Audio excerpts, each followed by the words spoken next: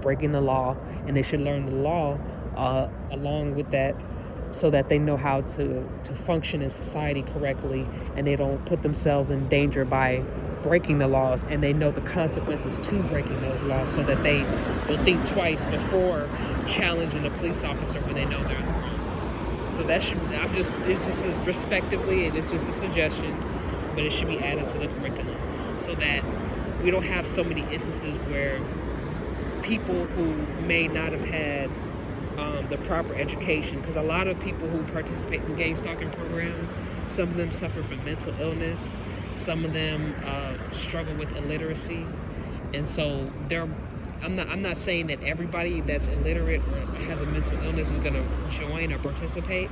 I'm just saying that the people who are participating, there's a higher percentage of people who are struggling with a mental illness and who struggle with their education because they hadn't received a proper education. And if they receive a proper education, maybe it'll decrease criminal activity.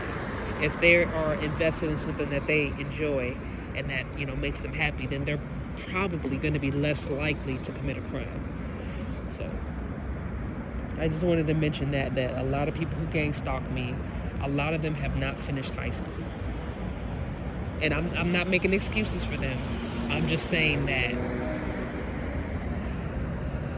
speaking on behalf of we the people, representing we the people, as a truther, I predict that there will be less crime if people not only receive the mandatory curriculum, but are also allowed to choose their electives towards their career, towards what they want to do.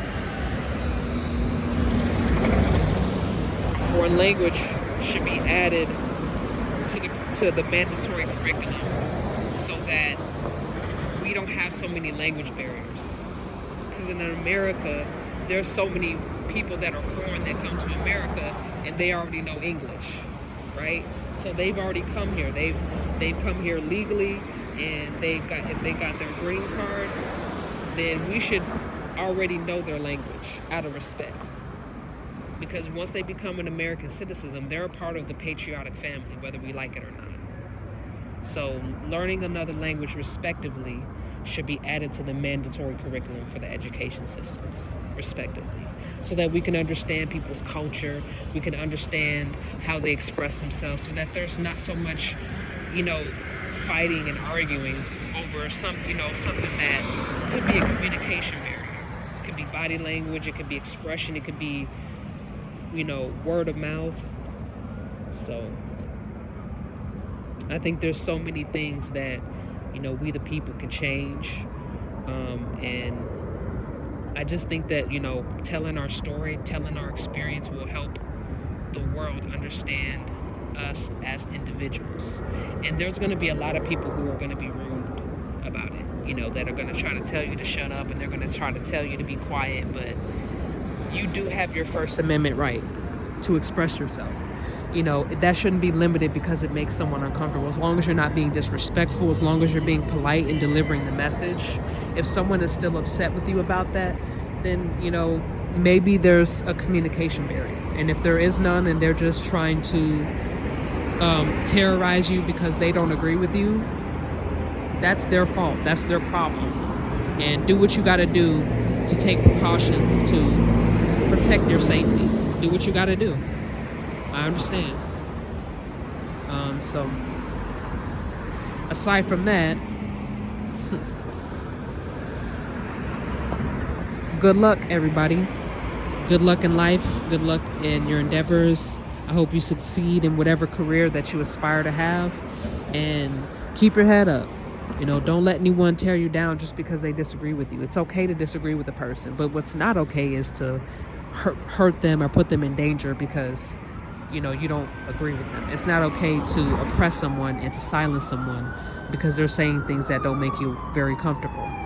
If that's the case, don't stalk a person. Don't bully them. Don't follow them around. Leave them alone if you don't like what someone has to say. But you notice how a lot of people that hate on you and that bully you and stalk you, for some that understand what I'm going through. If you all notice, there's a lot of people that have a strong opinion and they disagree with you. And I've often at times wondered, why is it that when people disagree with you, they can't just let it be that? Why do they have to try to, like dominate you and terrorize your life and try to prove a point that they're right? It doesn't matter. Like, you believe in what you believe in. I believe in what I believe in. As long as I'm not challenging your sense of self or your beliefs, there should be no reason why you're trying to hurt me. So that's what, it is what it is. But desperate times call for desperate measures, y'all. All right, well, thank y'all for the support. Good luck, and I'll see you in my next video.